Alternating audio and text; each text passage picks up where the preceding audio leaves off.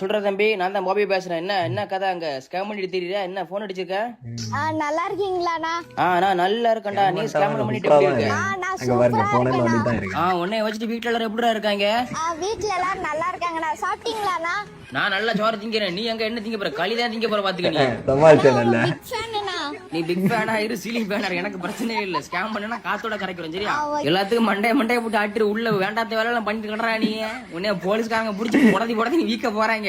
பார்த்து பத்திரமா இருக்கணும் சரியா? சேவியா பிடிச்சி அடிச்சுடுவாங்க பிறகு. உங்களோட மூவிஸ் எல்லாமே பாத்திருக்கேனா? நான் இன்னும் மூவியை நடிக்கலடா. உன்னேதான் ஒரு பெரிய மூவில வைக்கலான் இருக்கேன். திருட்டுக்கல்னு ஒரு பேர் போட்டு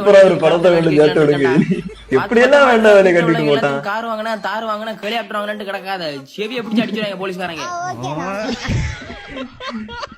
அது இவன் ஆனா ஒரு 15 வயசு பையன் எப்படிதான் இந்த மாதிரி பண்ணியானது சத்தியமா எனக்கே ஒரு ஐடியா இல்ல. ஒரு தார் வாங்கிட்டு நமக்கு இன்னைக்கு ஒரு 1.5 லட்சம் ரூபா கூட நம்ம கை இல்ல. ஆனா இவன் எப்படி 10 லட்சம் ரெடி பண்ணி எப்படி இத்தனை பேர்கிட்ட கேட்டு இவன் அப்ப எத்தனை நாளா வந்து கேட்டுட்டு இருந்திருப்பான். அப்ப எல்லாம் சேர்த்து போட்டு வாங்கியிருக்கான் மொத்தமாட்டு. என்னத்த நம்ம காலகட்டம் அப்படி போகுது. சரி நடக்க நடக்கட்டு.